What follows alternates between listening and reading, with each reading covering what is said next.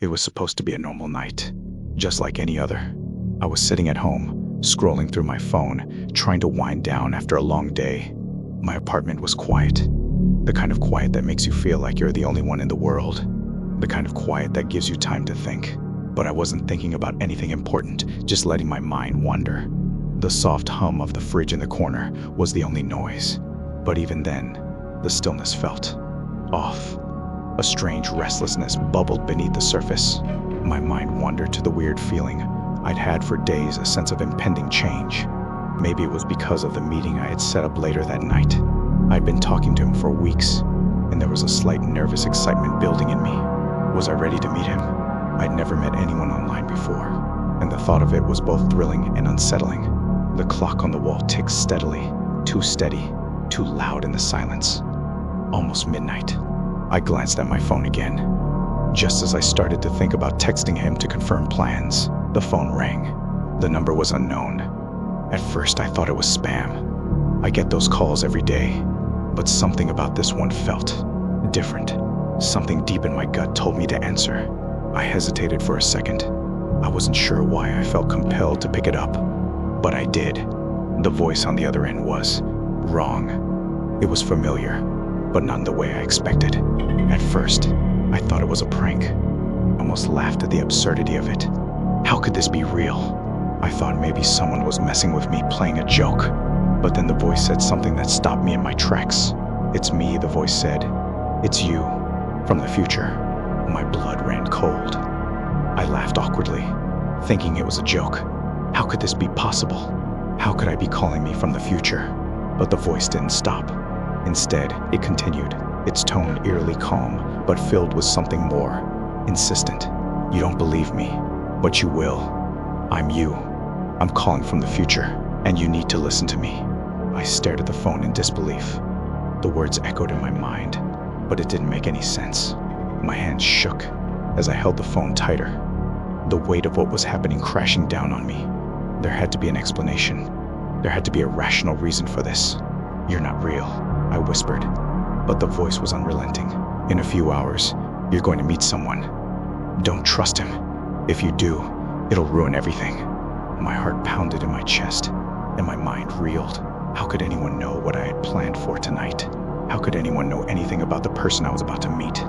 The timing, the situation, it all seemed too perfect, too specific to ignore. I could hear my own breath, shallow and quick, filling the silence as I listened to the voice. "You don't understand yet, but you will soon. This isn't just a warning. It's a chance to save yourself from something you'll never forget." It was as if the voice could sense my hesitation. The tone became sharper, more forceful. "You think you're making the right decision? You're wrong. Don't meet him. Don't trust him. If you do, everything will change." My mind raced.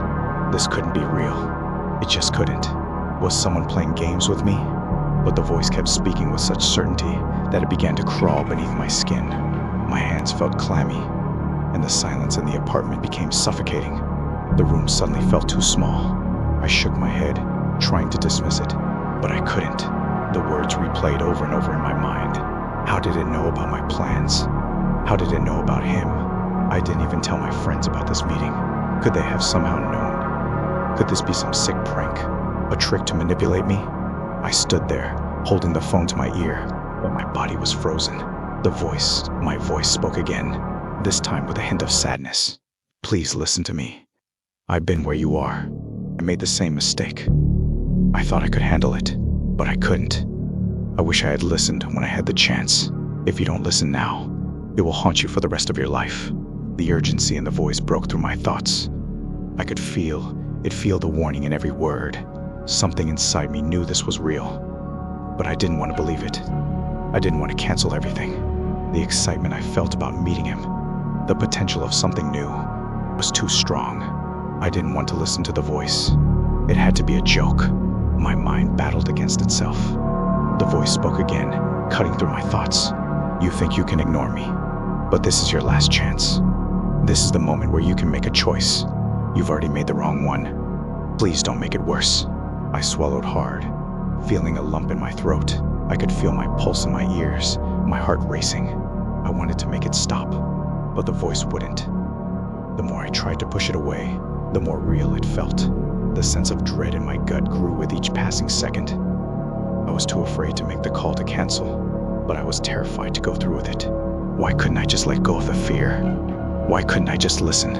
And then, in a sudden act of defiance, I made my decision. I hung up the phone. I couldn't believe what I was about to do. I was about to go meet him. The voice had warned me, but I convinced myself that it couldn't be real. After all, I was in control of my own life. The decision was made. But as I stood there, preparing to leave, something inside me shifted. I felt a shift in the air. A deep foreboding that hadn't been there before. But I told myself it was just nerves, nothing more. I had to go. I couldn't just back out now. The cafe was quiet when I arrived. Too quiet. There was an empty table by the window where he said he'd be, and there he was sitting alone, just like his photo. He smiled when he saw me, standing up with a graceful ease. There was something about him though. The smile didn't reach his eyes. The warmth I expected to see wasn't there. He didn't seem like the man I had been talking to. I told myself I was just being paranoid, but the feeling wouldn't go away. It stuck with me like a shadow. As I walked toward him, I felt the hairs on the back of my neck stand up. There was an energy around him, something unsettling, like he was hiding something. "Hey," I said, forcing a smile. "It's good to finally meet you." "Yeah, you too," he said, but his voice lacked the enthusiasm I had expected. His smile was too wide, too perfect. It made me uneasy, but I ignored it. I couldn't let the voice from the future influence me now. I had to be strong. I had to trust myself. We sat down, and the conversation began to flow. But it didn't take long before things felt off. He asked strange questions, ones that made me uncomfortable, like he knew more about me than he should. "So, what's the worst thing that's ever happened to you?" he asked. The question was casual, but the undertone was dark. I tried to laugh it off, but I couldn't help but feel the weight of his gaze. Something about him was wrong. He leaned in closer, his eyes darkening. "I know what your biggest regret is. I know what's going to happen next." The words hit me like a ton of bricks. A chill ran down my spine. My heart began to race again.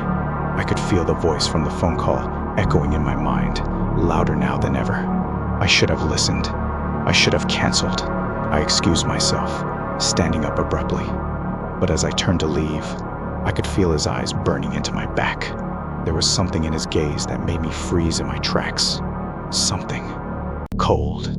He wasn't who he said he was, and that feeling, the one I couldn't shake, was real. As soon as I left the cafe, I knew I had made the wrong decision. I felt it in every inch of my body. The voice had been right. I shouldn't have gone through with it. I shouldn't have ignored the warning. But now, it was too late. The damage was done. In the days that followed, I discovered the truth. The person I met wasn't who he said he was. He had been lying to me from the beginning, using me, manipulating me, and I had been too blind to see it. And now, every time my phone rings, I wonder what if it happens again? What if my future self tries to warn me again? Will I listen next time? Or will I ignore it, like I did before? I'll never know what would have happened if I had listened. I only know this next time. I will. Maybe it was just a prank. Maybe it wasn't real. But maybe, just maybe, it was my future self, trying to save me from myself. Next time, I'll listen. What would you do? What if it was you, calling from the future? If you've made it this far, don't let the darkness slip away. Subscribe to Mind's Eye Horror for more stories that will make you question what's real and what's lurking just beyond the edge of your mind.